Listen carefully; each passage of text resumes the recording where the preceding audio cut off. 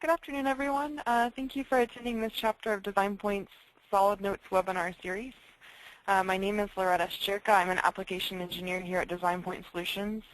And in today's webinar, I'm going to be talking about patterns in SolidWorks. So this webinar is being recorded, and it will be available on our website after we're done here. So if you want to go back and review anything or share with somebody, you can do that through our website.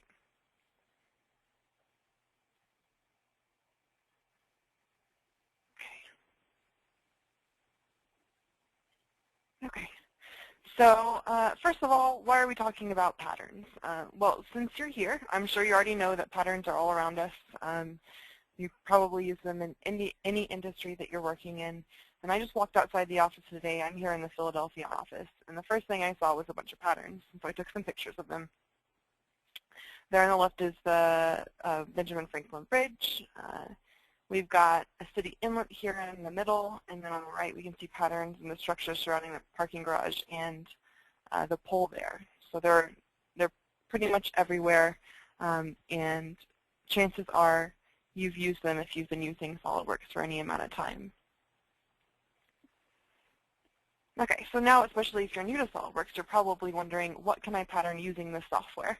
Well, the answer is pretty much anything.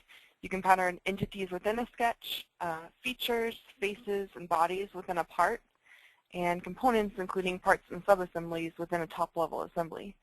So we've got a lot of freedom when it comes to what we are patterning. So now we can move on to how we are patterning, and that's really going to be the focus of today. Now, SolidWorks has a ton of built-in features that allow us to pattern things in different ways. So today I'm just going to cover a few of them, specifically I think 7 total. Specifically, we'll take a look at the new 2015 up to reference feature in linear patterns. We'll take a look at circular patterns and see how we can use a variable pattern to achieve a similar result. And then we're going to look at a bunch of different driven patterns. And we're going to finish today by looking at an example of a fill pattern, how we can use that. Okay. So to start off, let's talk about creating a linear pattern with up to reference enabled. So first of all, what is this feature? Well, this is a new feature to 2015, and it's really just an addition to our normal linear pattern feature. What it does is it allows us to create a linear pattern and define the space that the pattern will cover using our existing geometry, such as a plane or a vertex as a reference. And if you're using SOLIDWORks 2014 or earlier, you're going to still be able to get the result that we get today, but it's going to take a couple of extra steps. You're going to have to use equations to do it. So in 2015, they really just simplified this. And if you are using 2014, we actually have a blog that explains how you can use equations to achieve the same result that we're getting today. So don't worry, just check out our website. It's on our blog. I think Phil wrote it. So typically in 2014 and earlier, for linear patterns, you specify 2 things. The first one is the number of instances of the feature you're patterning, and the second one was the spacing between instances. But with this new feature, we can now specify a reference to pattern up to, along with either the total number of instances or the distance between instances. So this is really useful for maintaining design intent, so that if you make a change to the length of your model, it's going to update automatically and pull that pattern along with it. It's also really useful if the part you're creating is going to have a bunch of configurations that are different sizes. And in today's example, we're going to be patterning a cut feature that defines the fingers on a wireway. So let's jump into SolidWorks here.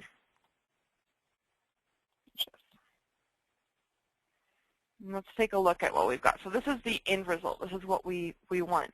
And you can see that if I actually change the length of this wireway, let's say to 20 or so, SolidWorks is going to extend the pattern out to its length. Likewise, if I make it shorter, do a rebuild. Right? So the pattern, it just takes the size of our part. Now, you're probably wondering how I created this. So let me go ahead. I'm going to hide the lid here. And what we're going to do is go back before this pattern and take a look at how we can create it. So this is what I started with. Right? I just have basically a solid wireway here, and I've created a cut. Right? And this cut was just defined. It's a simple extruded sketch. Let's take a look at the sketch. It just defines the space in between our fingers there. Right? And so what we want to do is we want to pattern it along this. So I'm going to use a linear pattern. Up at the top under my features command manager, I'm going to click on linear pattern. The first thing you do when you create a linear pattern is that you specify the pattern's direction. So I'm going to choose this edge down here. And then we can choose either features and faces or bodies. I'm going to choose this cut feature. And we can already see a preview of our linear pattern. Now this is the way we used to do it. We used to specify the spacing here, right? And then the number of instances. Okay, we can see the preview updates.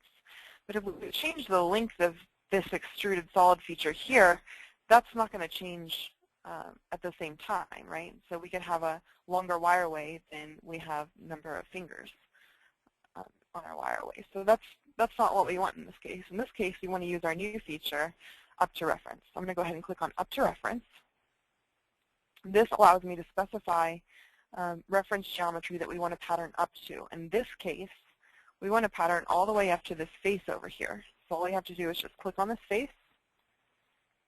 Okay. And we can specify the distance between each of our patterns. So in this case, 0.5 inches. Or right here, we can specify a set number of instances. So if I just wanted to have 5 instances no matter what, my fingers would get thicker as my wireway got longer, but that's an option that I have there. So I'm actually just going to go ahead and space them 0.5 inches apart each time. We've got our feature selected. So I'm going to go ahead and click on the check mark. And we'll see that's it. That's all we have to do. And now when I change the length of this extrude to 11, we can see that the pattern goes along with it. Okay, so that is pattern up to reference. And that's a new 2015 feature. Okay. Right. So that way, instead of having to cut our wireway in a bunch of different spots after manufacturing it, we can actually just, model and manufacture different sizes very easily. We could also use configurations there to very quickly create all those different sizes. Okay, so now we're going to move on to circular patterns and variable patterns. And so circular patterns are common. They're a 2014 and earlier feature, also obviously available in 2015. You can space different things uniformly about an axis, and you can also specify instances to vary. And then variable patterns are a brand new feature in 2015.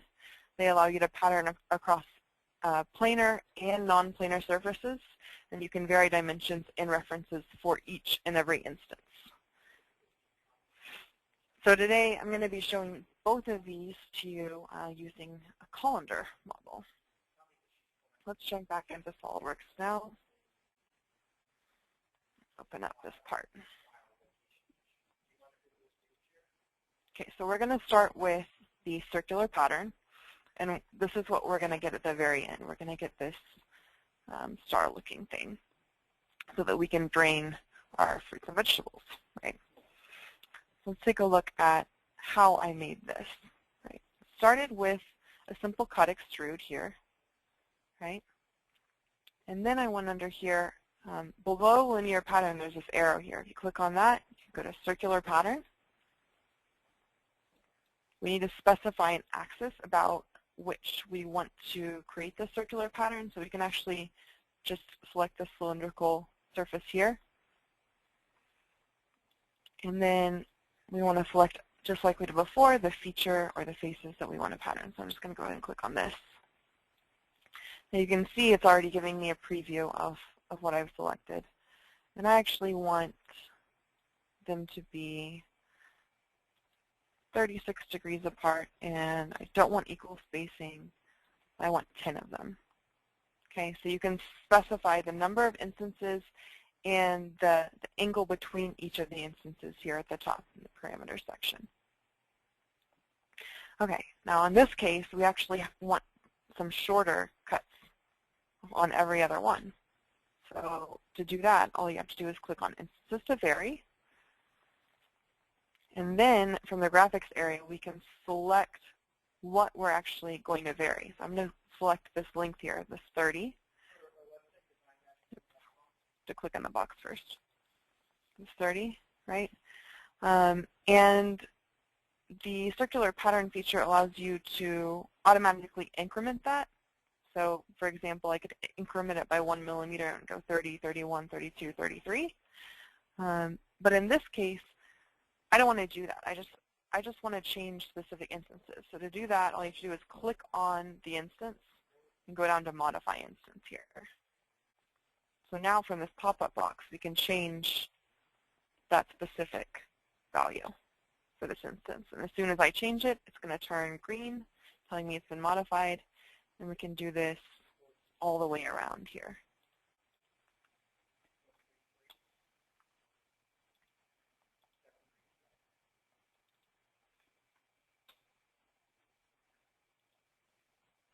So this is going to take a little bit of time, especially if you've got a lot going on, which is why I'm going to show you the new feature, variable pattern. All right, so let's accept that, and now you can see we've got that feature. Okay, the same thing, if we want to add some more holes here, I want to add holes up the sides of this. So I just created, again, a simple cut extrude. And what I did was I created a linear pattern first, right? And I varied this linear pattern. Let's take a look at this feature here. If we edit it, we can see that I did the same thing that I did on the circular pattern, but in this case, I selected the radius of that hole that I cut, and I incremented by 5 millimeters for each instance. That way, it gets larger as we get to the top. Then we can use a circular pattern on that to pattern it all the way around. So we can combine these patterns as well. There's a lot that we can do with them. Okay, so now let's take a look at using a variable pattern to achieve a similar result.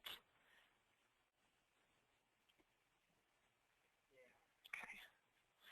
So this is what we're going to be creating with our variable pattern. It is very similar. Again, this is a 2015 feature. I'm going to go ahead and scroll back in time here so we can see where we started and how we got there. Right. So I started with just simple hole and I circular patterned it around. Now what we're going to do is, again, under linear pattern, we're going to come down here to variable pattern. This time we're going to select our whole feature as a feature we want to pattern. Now for variable patterns, you actually create pattern tables. I'm going to click on Create Pattern Table here. Now this allows me to add instances and then add the specific dimensions that I want to vary. So I'm just going to add in 3 instances here.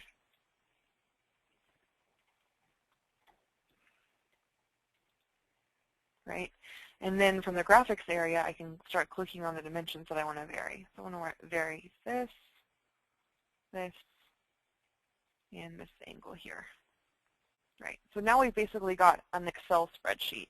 We can skip instances, and then we can actually edit these values here.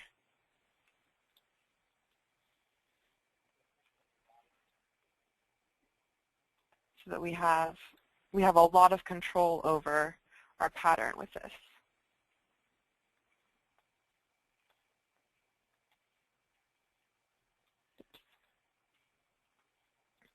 We could also just copy and paste from an Excel spreadsheet if we wanted to save a little bit more time here. This is almost like adding in configurations. So I'm just going to click OK here, and OK.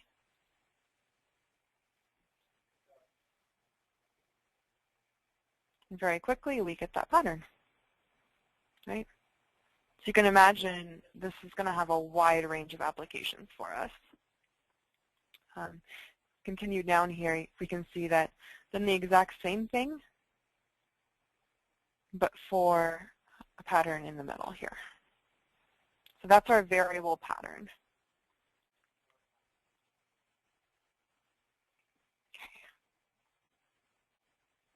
Okay, so now let's talk about driven patterns.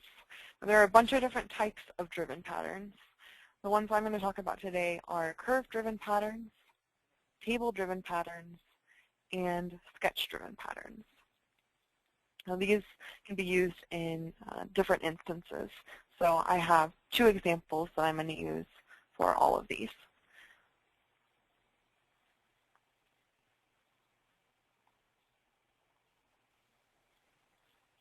Let's start off with our curve-driven pattern. What I did was I basically created a cup, and then I added some ornamentation here just with a sphere.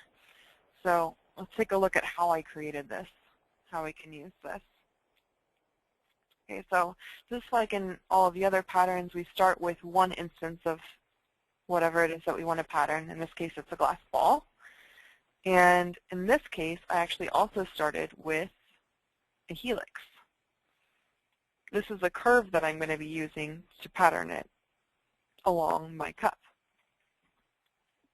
Okay, so again, all we have to do is go beneath linear pattern, go all the way down to curve-driven pattern. Now over here on the left, it's going to ask us for a pattern direction. This is our curve.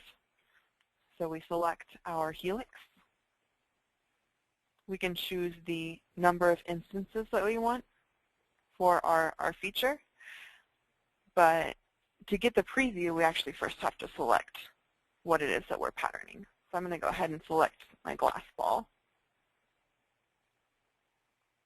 Right. Now, to save some time during rebuild, I'm actually going to not pattern the feature, but pattern the body. So directly from here, I'm actually going to select the solid body instead. And this way, SOLIDWORKS doesn't have to rebuild the feature every single time, so that's going to save some rebuild time. Okay. And now you can specify the number of instances that you want. You can see your preview is actually going to update.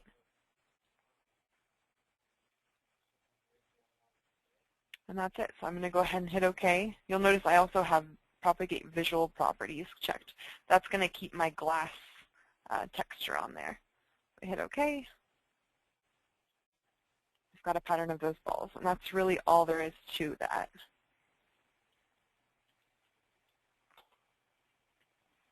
Then we can go ahead and hide our helix. We've got a pretty little glass there. Okay, so now let's move on to table-driven patterns, and then we're going to look at sketch-driven patterns. I'm going to show this to you using the sole of a football shoe, basically a cleat here. This is the end result we want to get, and I have a couple different configurations here. Let's start off by looking at the table-driven pattern. Now, table-driven patterns take coordinates in X and Y, and they allow you to pattern based on those coordinates. So what I did here was created one of these, and then I went under linear pattern. We go down to table-driven pattern. And this allows us to, first of all, select what we want to use, what we want to pattern. So I'm going to select this body here. We need to select a coordinate system for this. Here we go. And then the other thing we need to do is we need to give it X and Y coordinates that tell it where to pattern this body. I've actually just created a text file So if we click on Browse here, we can select either a pattern table or a text file. And this text file just contains X and Y coordinates, right? So it's showing us a preview of all the X and Y coordinates here in millimeters. So this is really useful if you have models that were created in other programs, but you can export their coordinates in a text file. You can bring this into SOLIDWORKS and then automatically pattern things in that way. So I'm going to click OK, and that's it. So we've got our table-driven pattern there. Okay, so now let's switch over and see. You can tell with this table-driven pattern, we weren't able to specify the Z location, right? So some of these treads are not lined up perfectly. So I'm going to show you how we can fix that using a sketch-driven pattern. Okay, so again, we're going to start with just one instance of the thing we want to pattern. Go up under linear pattern. We're going to select sketch-driven pattern instead. And now we need to select a sketch. So I've actually got a sketch here. And all it contains is a bunch of points. So you can see there are just points, and they're all on this surface. It's a 3D sketch. Now I'm going to select the tread here and hit OK. And we get the same pattern, but the Z depth is maintained throughout. Okay. So those are all of our driven patterns. Okay, so now let's go in and take a quick look now at fill patterns. Fill patterns can be used on planar faces, and they fill the region specified by those faces.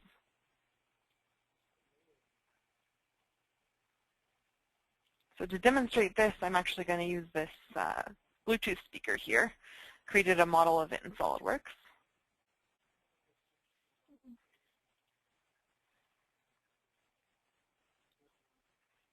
So this is our end result. Now you might think, oh, this is going to take forever to do. You're going to have to pattern here, and then you're going to have to linear pattern this way. But it's actually really simple using this fill pattern. Let me show you how we did it. So we started out just this face here. Again, under linear pattern. All of these are under linear pattern in this case. I'm going to go to fill pattern. Now it asks us to specify a fill boundary. So I'm going to click on this face here. That's my fill boundary. That's where I want all of those to pattern. Okay, then it asks us to specify a pattern layout. And we can either select a feature or face, or we can actually just create a seed cut. There are some standard shapes that will allow us to automatically cut into our model. So I'm going to go ahead and select the circular one. This is how you define the diameter. And then we need to specify a few more things here in our pattern layout. So first of all, we can specify the distance between each instance. I'm going to say 0.2. Should be good. Oh, maybe a little bit more. That's why the preview is really useful. Okay, and then we can specify a stagger angle, so angle between components. And then we can actually add in a margin here. If we want this to be kind of peel away from the edge here by a distance, we can add that in. And then we can add a pattern direction. So for this, I'm just going to select this edge here. And this is actually a new thing in 2015. We can validate the count here, and then when we create a drawing of this, that count will be called out. So that's really all there is to it. I'm going to go ahead and click OK. And we have created a fill pattern for our speaker.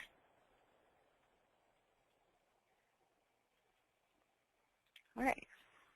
So in review, we went through a bunch of different pattern types, including linear pattern up to reference. We talked about variable patterns, circular patterns, table-driven patterns, sketch-driven patterns, curve-driven patterns, and fill patterns. At this point, I want to say thank you so much for coming. If you have any questions at this time, please feel free to ask. Looks like we've got about 5 minutes left here, so I'd be happy to answer any questions that you have. And if you think of one later on, go ahead and shoot me an email, or you can send us an email to our support email address if you would like immediate assistance with something.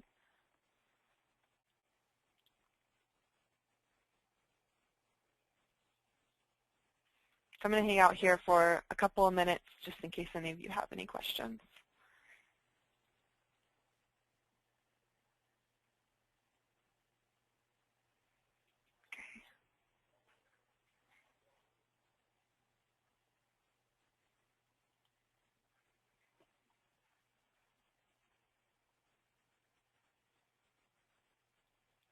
So good question.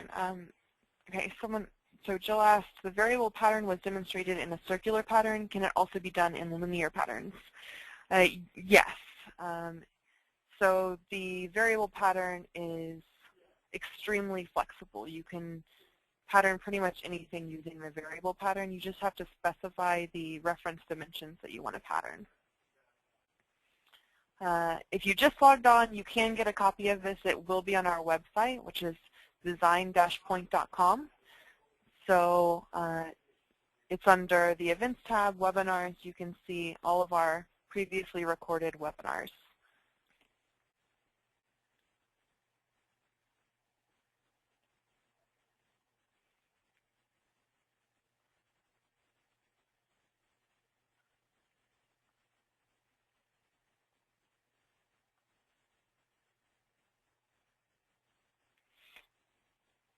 So I see a question, with fill pattern, can I do it in reverse?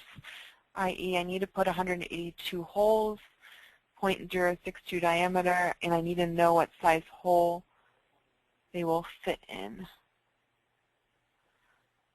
That's a good question. So I'll have to look into that a little bit. You can play with the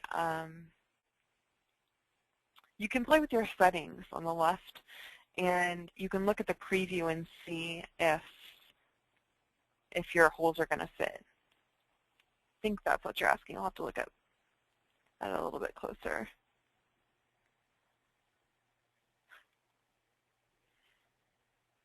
So it looks like that's a kind of a specific question. I can give you a call after the webinar and we can take a look at that together if you would like.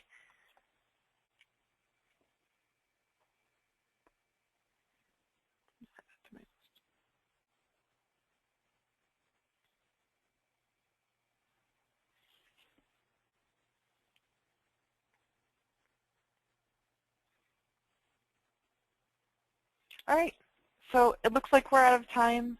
Thank you again so much for coming, and have a nice day. Bye.